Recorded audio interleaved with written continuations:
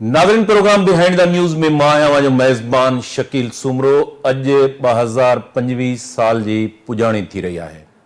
अॼोके प्रोग्राम जे सेगमेंट में पाण जाइज़ो वठंदासूं त मजमूई तौर ते हुक्मरानी जे हवाले सां सिंध में ख़ासि तौर ते हुक्मरानी जे हवाले सां 2025 साल कीअं रहियो, 2025 साल जे दौरान अमन अमान जी सूरताल कीअं रही, सेहत खे ॾिसिजे त सेहत जे अंदरि इस्पतालूं, दवाऊं, डॉक्टरनि, मरीज़नि जी छा सूरताल रही, तालीम खे ॾिसिजे त यूनिवर्सिटियुनि, कॉलेजनि ऐं स्कूलनि जी छा सूरताल रही, अमन अमान जी सूरताल जे हवाले सां जेकॾहिं पाण जाइज़ो वठंदासूं पूरे साल जो, त क़बीलाई झेड़ा, धाड़ेलनि जो राज, मंशियात ऐं ख़ासि तौर ते उत्तर सिंध जा जेके 4-5 ज़िला आहिनि, उन्हनि ज़िलनि जे अंदरि बदतर अमन अमान जी सूरताल रही। अॼोके प्रोग्राम में पाण उनजो बि जाइज़ो वठंदासीं। 2025 जो साल कीअं रहियो समाजी हवाले सां ऐं उन सां गॾोगॾु सियासी हवाले सां।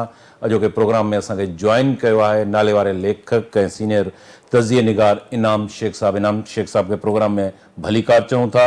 इनाम साहब, 2025 साल जी अॼु पुॼाणी थी रही आहे।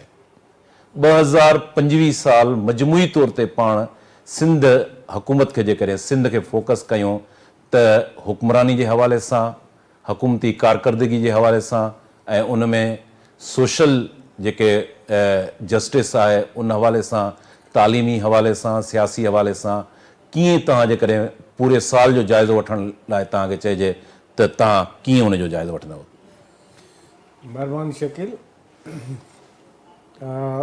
बज़ाहिर हिकिड़ो इहो आम रवाजी सुवालु आहे, पर इन सुवाल जे पुठियां तमामु हिकिड़ो घणा वॾा दास्तान आहिनि।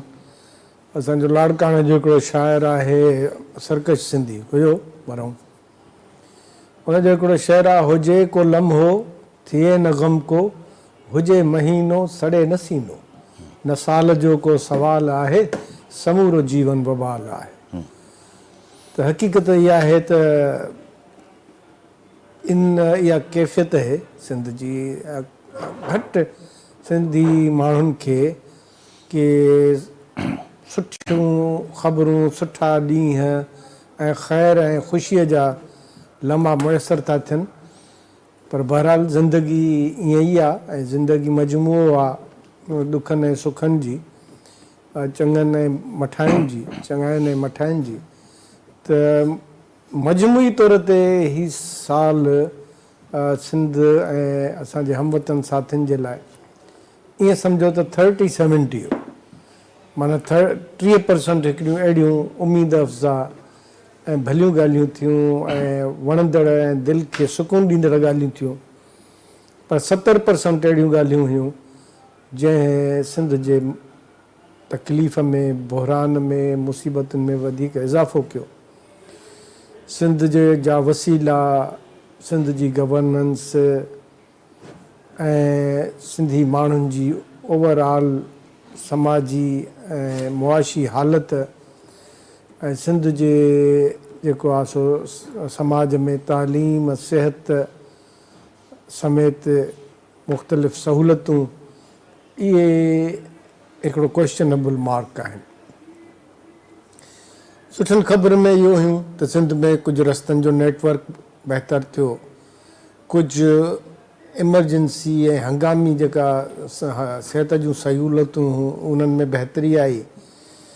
तालीम जे हवाले सां हिकिड़ा अहिड़ा इनिशिएटिव्स थिया जेके अॻु में कॾहिं कोन थिया हुआ ऐं ख़ासि तौर ते जेको डिसेंट्रलाइज़ेशन थी तालीम में, जेको रिक्रूटमेंट जो हिकिड़ो बहितर प्रोसेस थियो, अहिड़ी तरह कुझु ॿिया बि अहिड़ा शोबा आहिनि।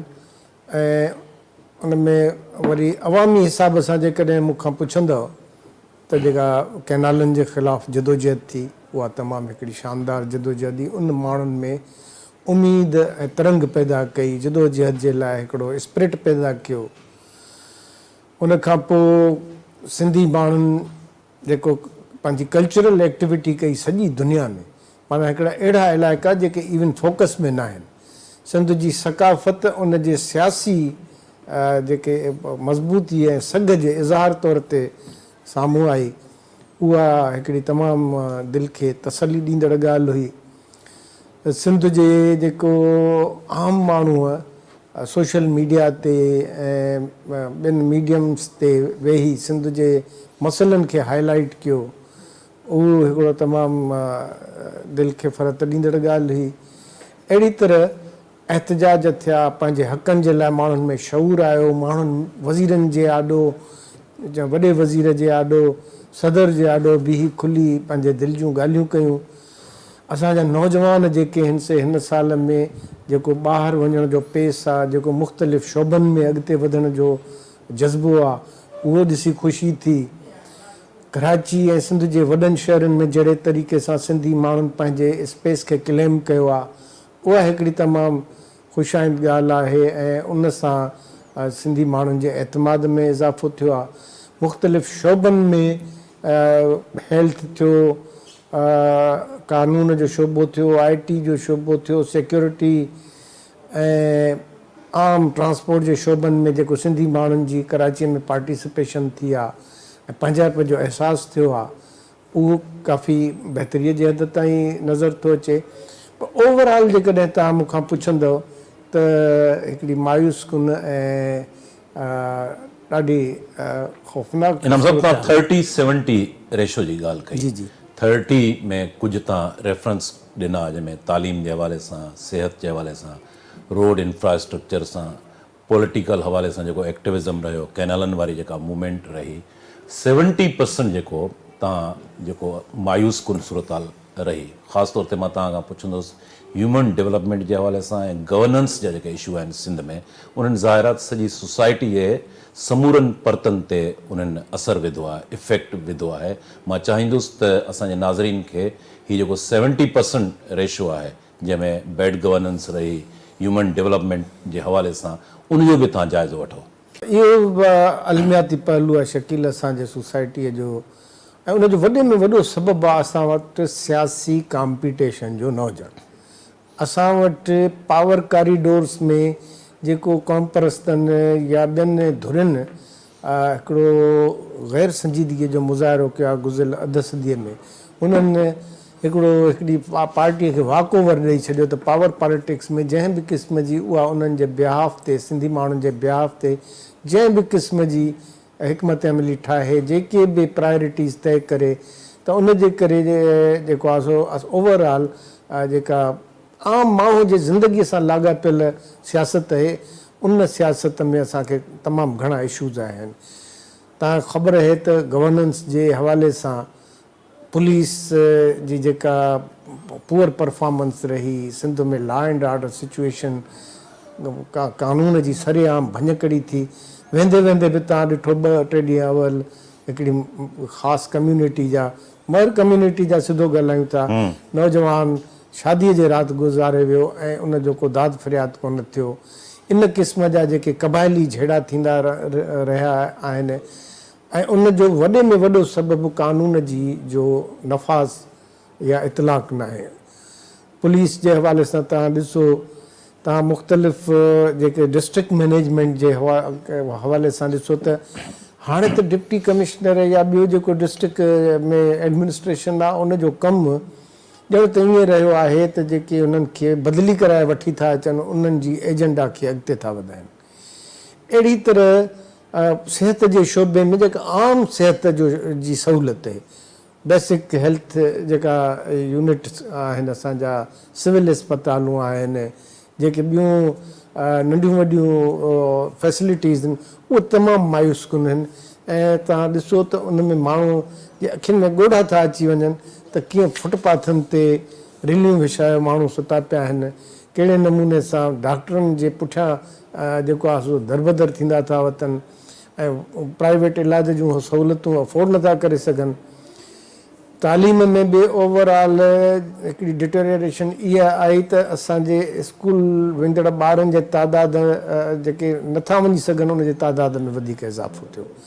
असांजी जेका प्राइमरी एजुकेशन आहे, उन में चङा उस्ताद त मुहैया थिया, पर बाक़ी जेको इंफ्रास्ट्रक्चर आहे, माज़ीअ में जेके ग़लति फ़ैसिला कयल आहिनि, उन जे हवाले सां उहो हिकिड़ी ॻणतीअ जोगी सूरत हाल आहे।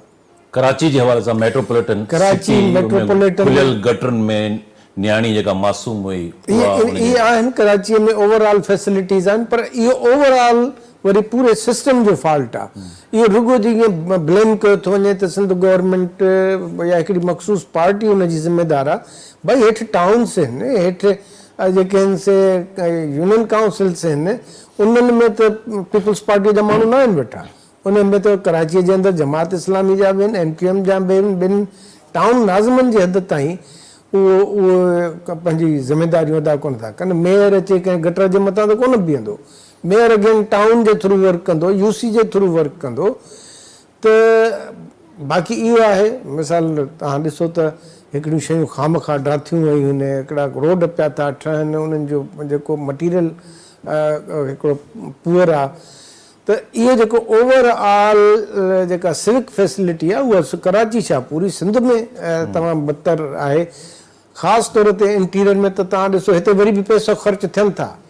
इंटीरियर में त उहे जेके बजट्स आहिनि टाउन खां वटि UC खां वठी टाउन ज़िले लेवल ताईं, उहे त जेके वेठा आहिनि चेयरमैन या म्यूनिसिपल कमिश्नर या ॿियो अमलो, उहो हिसो पती करे खाई थो वञे। उन्हनि में एतिरा माण्हू भर्ती कया विया आहिनि जो या उन्हनि खे रीज़न मिली थो वञे दादा असांखे हेतिरी पघार आई, उन मां जेको आहे सो 50%, 60-70% त पघारनि में वियो। हाणे सुवालु इहो आहे त एतिरा माण्हू भर्ती कंहिं कराया आहिनि? हैदराबाद जे कासिमाबाद में वेहण जे लाइ बेंचूं कोन्हनि, 120 क्लर्क भर्ती थिया पिया आहिनि, उहे छाजे लाइ? त इहो अहिड़े तरीक़े सां तव्हां मरहल वार वञो, जेके चौपाए माल जो खातो आहे उन जा पैसा मथां मथां खाइजी था वञनि, आबपाशीअ जा पैसा मथां मथां खाइजी था वञनि। अहिड़ा बेशुमार अहिड़ा खाता आहिनि। ज़रात खातो छा थो करे सिंध में, उनजी किथे प्रेज़ेंस नज़र नथी अचे। पंजाब में वञो इहे सभु खाता नज़र अचनि था। तव्हां मरहलेवार मां चयो जेका तव्हांजी इंटीरियर होम मिनिस्टर डिपार्टमेंट आहे उनजी तव्हां हाल ॾिसो। जेलनि में क़ैदियुनि सां जेको ज़ुल्म लॻो पियो आहे, उन्हनि जी मानी उन्हनि खे सही नथी मिले। मुंहिंजी IG जेल खाना जा त हाणे हिकिड़ो शरीफ़ माण्हू आयो आहे, उन सां ॻाल्हि ॿोल थी, उन चयो असां सिस्टम खे ठीकु करण जी कोशिशि करे रहिया आहियूं, पर एतिरो गंदु थियल आहे सालनि खां जो उन में टाइम लॻंदो। जंहिं बि तव्हां शोबे में वञो त उन में हिकिड़ो हिसाब पतियूं, करप्शन ऐं इन क़िस्म जो राज आहे सॉरी। त उहा शइ मुसलसिल हांट कंदी थी रहे। आम माण्हूअ खे इदालती निज़ाम ॾिसो, तव्हां इदालती निज़ाम ते नज़र विझो त उहो हाणे पंहिंजे सम्झो त हिकिड़ी सकरात वारी हालत में आहे। माण्हू वञनि था। मां त चवां थो त हाणे मां पाण कोर्टनि में रुलियो आहियां, मूंखे इहो अहसासु थियो आहे त जेकॾहिं असां वटि जेको अॻे भाइपी बिरादरीअ में फ़ैसिला थींदा उहे कोर्ट खां वधीक रिलीफ ॾींदड़ ऐं तकिड़ो इंसाफ़ कंदड़ फ़ैसिला आहिनि। हली हली माण्हुनि जी जमारक इनाम साहब, तव्हां तक़रीबन मजमूई तौर ते समूरा जेके सिंध गवर्नमेंट जा डिपार्टमेंट्स आहिनि उनजो कुली तव्हां जाइज़ो वरितो आहे, जंहिंमें तव्हां चओ त 30-70% जो रेशो जेको आहे तव्हां इंडिकेट कयो।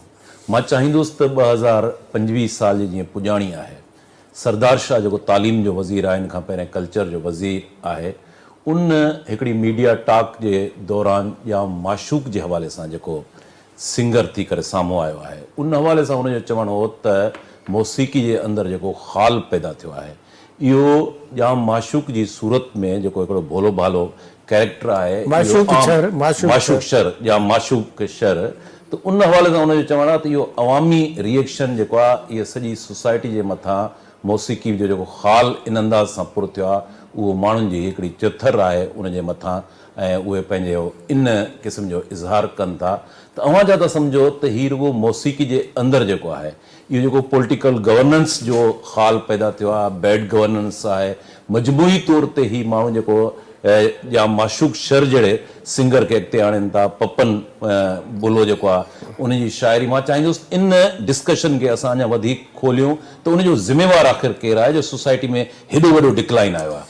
अॻे हिकिड़ो समाज में सकाफ़त ते जेको कमु थींदो उहो घणे तौर ते रज़ाकारना हूंदो।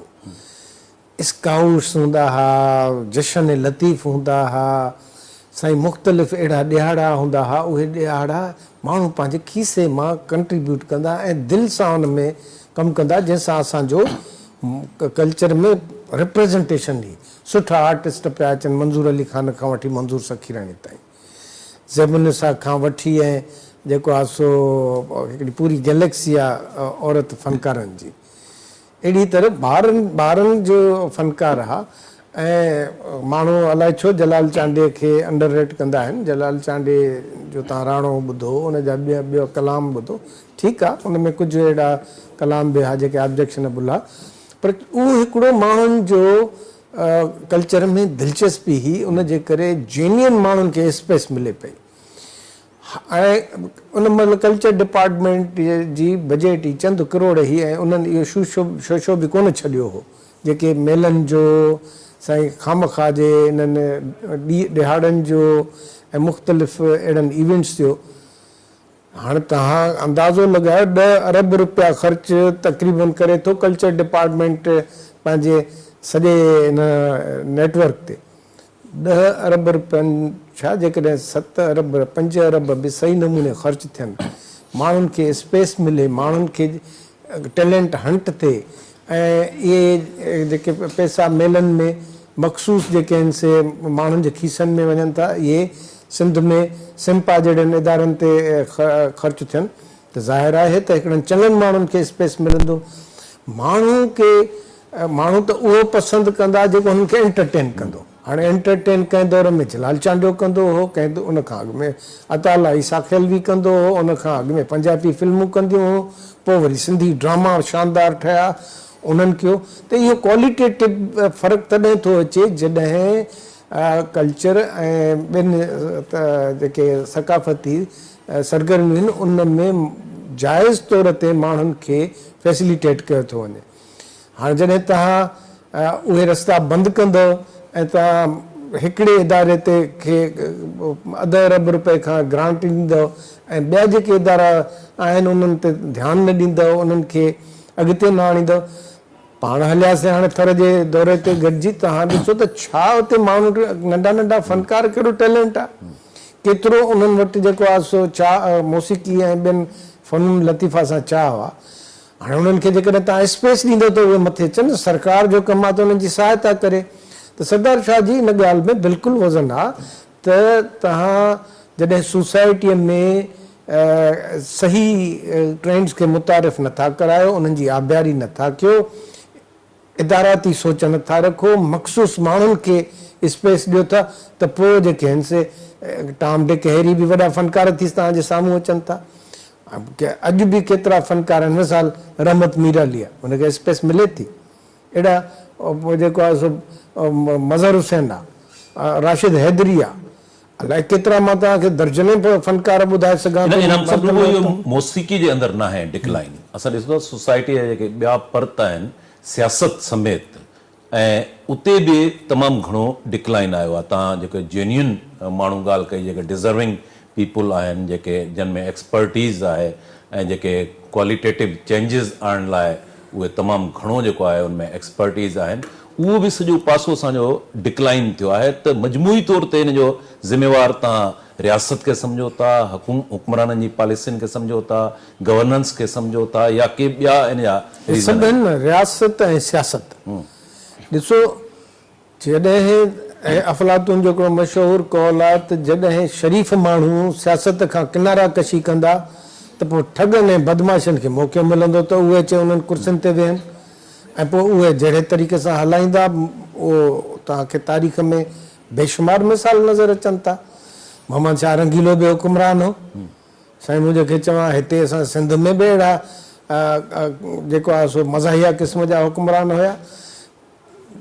त मां इहो थो चवां त तव्हां सोसाइटी जेको रियासत आहे ओवरऑल उनजो प्रेफरेंस छा आहे, रियासत जेको बयानियो करे थी, तव्हांजो करिकुलम में छा आहे, छा था ॿारनि खे पढ़ायो, तव्हांजे जेको आहे सो टेलीविज़न ते छा पियो ॾेखारे वञे, तव्हांजे सोशल मीडिया ते छा पियो अचे, इहे सभु शयूं तव्हांजे नए नस्ल खे ते इम्पैक्ट थियूं छॾनि न। तव्हांजी जेका सियासत आहे, अॻे ख़ुदि पीपल्स पार्टीअ जे अंदरि हिकिड़ा स्टडी सर्कल्स हूंदा हुआ, उन में मुख़्तलिफ़ माण्हू किथे आजिज़ धामरा, किथे भाऊ मौला बख़्श चांडियो, किथे ॿिया खोड़ माण्हू नज़र मोहम्मद गाह हो, मूंखे यादि आहे केतिरा सियासी कारकुन आहे जेका बि उन्हनि जी फिलासफ़ी उनखे हिकिड़ी दलील सां ऐं ट्रेनिंग सां पेश कंदा। सिंध जूं ॿियनि सियासी जमातुनि में त बाक़ाइदे इहे उन्हनि जे सियासी तालीम जो हिसो हुयूं। हाणे तव्हां ॾिसो न तव्हांजी क़ौम परस्त सियासत जी तबाही छो थी वई आहे, छाकाणि जो पहिरियों उन्हनि जे बेस जेको हुओ ॿारनि जूं तंज़ीमूं, सुजाग ॿार थियो, साथी ॿारड़ा संगत थी, ॿारनि जी ॿारी थी, चिणग संगत थी, गुलनि जहिड़ा ॿारड़ा, इहे ॿारनि खे केटर करे ऐं पोइ अचे जेको आहे सो शागिर्द सियासत में आणींदा।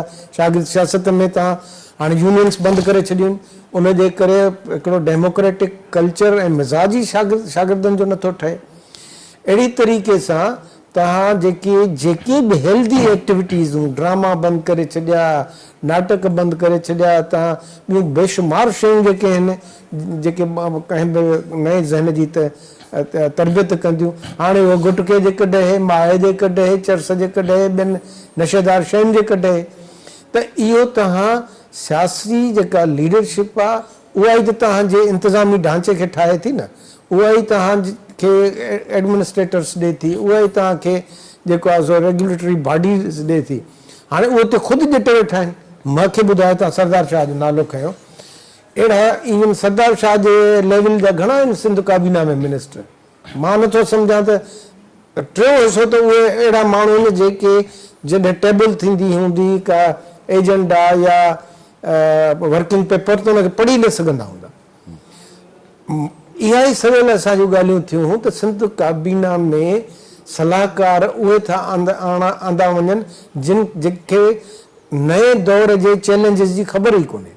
साॻियो हाल ब्यूरोक्रेसी खे असां जेकॾहिं ॾिसूं, सिंध जी ब्यूरोक्रेसी उहा बि ज़ाहिर आहे त उते जेको डिज़र्विंग माण्हू आहिनि उहे असां नथा लॻाया वञनि। साईं तव्हां लिस्ट खणी ॾिसंदव न त जेके बि जिन बि ब्यूरोक्रेट्स जो अक्सरत जिन जो रिकॉर्ड ठीकु आहे, निस्बतन बहितर माण्हू आहिनि ऐं येसमैन न आहिनि, उहे सभु घर वेठा आहिनि बग़ैर साइड लाइन ते आहिनि उहे बग़ैर पोस्टिंग जे। हाणे जेके पोस्टिंग ते अचनि था उहे कंडीशनल अचनि था, शर्त शरूत तय करे अचनि था। हिकिड़ो ॼट मिनिस्टर आहे, उनजी हुननि खे ॻाल्हि मञणी थी पए। जंहिं मिनिस्टर खे नोट नथो अचे, हे तव्हां छा था सम्झो हिकु सूबनि जो जेको मौज़ूर अंडर डिस्कशन आयो आहे उनजे पुठियां छा आहे? उनजे पुठियां हिकिड़ो वॾो फैक्टर बैड गवर्नेंस जो आहे। उहे माण्हू असांजी सिंध काबीना या जेको असांजो इंतिज़ामी ढांचो आहे, ब्यूरोक्रेट्स आहिनि, उहे नए दौर खे सम्झनि ई कोन था। उन्हनि खे रुॻो दिलचस्पी आहे त वधि में वधि माल कमाए, ॿार गॾु कयूं, असांजा ॿार जेके आहिनि सुठी तालीम हासिलु कनि, असां जेको आहे सो हिकिड़ी बहितर मयार जी ज़िंदगी गुज़ारियूं। त उनजे करे असांजे शहरी माण्हुनि वटि बदकिस्मतीअ सां सिंधी माण्हूअ जो कॉन्सेप्ट इहो थी वियो आहे, या त हिकिड़े बेवकूफ़ वारो या त हिकिड़े करप्ट वारो। हालांकि इन में बेशुमार असांजा ॿार आहिनि जिन ब्रेक थ्रू कयो आहे लॉ जे शोबे में, डॉक्टरीअ जे शोबे में ऐं ज़िंदगीअ जे केतिरनि शोबनि में, मार्केटिंग में, लेबर में, स्किल्ड लेबर में। पर अहिड़ा मिसाल लिखी था वञनि, छाकाणि जो सरे फ़हरिस्त स्क्रीन ते असांखे उहे माण्हू रिप्रेज़ेंट था कनि, नुमाइंदगी असांजी उहे माण्हू था कनि जिन जिन में वाक़ई इहे फॉल्ट्स आहिनि ऐं उहे जीअं त नज़र अचनि था, जीअं त विज़िबल आहिनि। तव्हां वञो जिते पाण वेठा आहियो, जिते तव्हांजी ऑफिस आहे, तव्हां इन जे चौधारी इंडस्ट्रियल एरिया आहे, तव्हां वञी जाइज़ो वठो त इंटीरियर सिंध जा केतिरा माण्हू जेके आहिनि कि समन हज़ारनि जी तादाद में फोरमैन खां वठी, वर्कर खां वठी, सुपरवाइज़र खां वठी, मैनेजर ताईं कमु कनि था। उहे मिसाल साम्हूं कोन था अचनि। त इहो ख़ुदि असांजो हिकिड़ो बद इंतिज़ामी ऐं बैड गवर्नेंस, बदतर हुक्मरानीअ जो हिकिड़ो सिंबल। इनम सां 2025 साल जो तव्हां जाइज़ो वरितो, 30-70 वरी मां चवंदुसि त रेशो तव्हां कोट कयो। हाणे 2026 जो जेको साल आहे मुस्तक़बिल जो, उनमें अहिड़ो छा करणु खपे जो इहो रेशो जेको आहे 30-70 वारो 70 जेको आहे उहो हिकिड़ो पॉज़िटिव इंडिकेटर तौरु साम्हूं अचे ऐं 30% जेको आहे उहो तमामु हेठि हलियो वञे। त अहिड़ो छा करणु खपे ईंदड़ साल में हुक्मराननि खे, ब्यूरोक्रेसी खे, पॉलिटिकल पार्टियुनि खे, सिविल सोसाइटी खे, इंटेलेक्चुअल जेको असांजो हिकिड़ो क्रीम आहे उनखे, त सोसाइटी जा समूरा पर्त अहिड़ो छा कनि जो 2026 जो जेको साल आहे, जीअं हींअर पाण 25 खे तव्हां उनजो जाइज़ो वठो था पिया, कुझु सां बहितर करे उनजो जाइज़ो वठी सघो? ॾिसो, मां इन शइ में, इन सिलसिले में ॿिनि टिनि शयुनि खे बयानु कंदुसि या ॿुधाईंदुसि जेके बुनियादु थी सघनि थियूं सोसाइटीअ में इन रेशे खे तब्दील करण जे लाइ। उन में पहिरियों इहो आहे त असांजे सोसाइटीअ में पुछाणे जो कल्चर पैदा थिए, एहतिसाब जो कल्चर पैदा थिए। सोशल मीडिया जे ज़रिए, अदालतुनि जे ज़रिए, जेके बि अवेलेबल फोरम आहिनि, इवन हिननि हुकुमराननि खे जेको आहे सो धूंधाड़ण जे लाइ बि हिकिड़ी एफर्ट करणु खपे, सवाल पुछणु खपनि। सुठी ॻाल्हि आहे जीअं ठटे में नौजवानूं थी वज़ीरनि खां सुवाल पुछा, जीअं शिकारपुर में पुछा, जीअं घोटकीअ में पुछा। इहो हिकिड़ो कल्चर जुड़णु खपे, ओनरशिप जो कल्चर हुजणु खपे त ही जेके बि सिंध में वसीला आहिनि, सिंध में जेको बि सिंध जी मिल्कियत आहे, उहा सिंधी आम माण्हूअ जी मिल्कियत आहे। असां वटि बदकिस्मतीअ सां इहो अहसासु पैदा, वारसीअ जो तस्वुरु पैदा नथो थिए। हो सम्झंदा त इहे हिकु सरकारी शयूं आहिनि, इहे तव्हां जूं शयूं आहिनि, तव्हांजे टैक्स मां निकितल शयूं आहिनि, जुड़ियल शयूं आहिनि। हिकिड़ो त उन्हनि खे ओनरशिप थिए ऐं जेको कुझु उन्हनि ते तव्हांजे इन एसेट्स ते, मिल्कियत ते नुक़सानु थिए, उन ते माण्हुनि खे अॻिते बीहणु खपे, अॻिते यानी वधी ऐं स्टैंड वठणु खपे। नंबर 2, तव्हां जंहिं शोबे में आहियो, उस्ताद आहियो, शागिर्द आहियो, कारीगर आहियो, वकील आहियो, जंहिं बि शोबे में तव्हां आहियो, वापारी आहियो, उन शोबे में पंहिंजी परफॉर्मेंस जे बुनियाद ते पंहिंजो मक़ाम ठाहियो।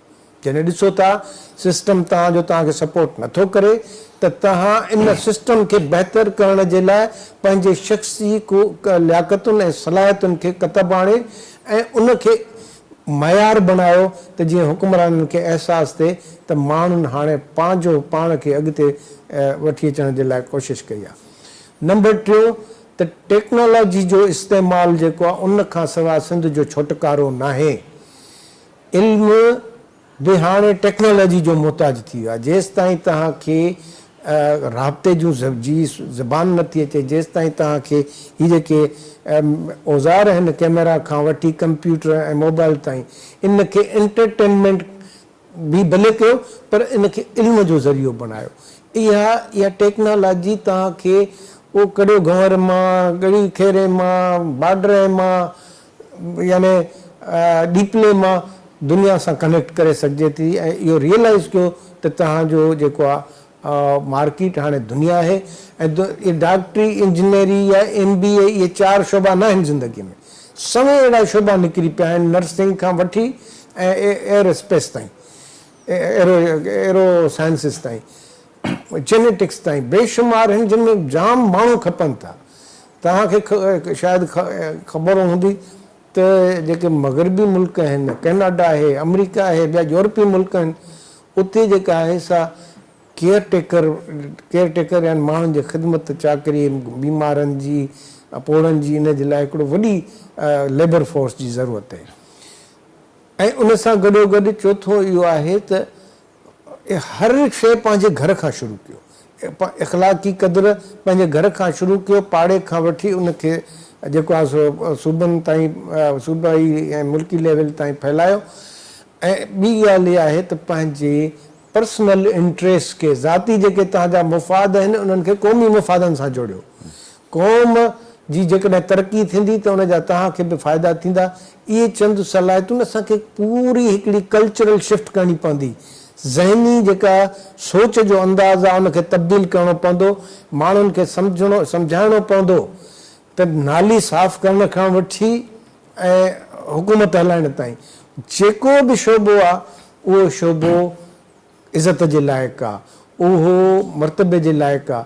हीउ जेको असां वटि त हिकिड़ो कॉन्सेप्ट आहे त असां कमु न कयूं ऐं जेको पसंदि जो कमु कयूं या सरकारी नौकरी कयूं, मां चवां थो जेकॾहिं तव्हां में सलाहियत आहे त तव्हांजे लाइ सॼी दुनिया खुलियल आहे ऐं तमामु ईज़ी थी पियो आहे। दुनिया में तव्हां हाणे मोबाइल फ़ोन, कंप्यूटर, इहे सभु तव्हांजे साम्हूं आहिनि, टीवियूं।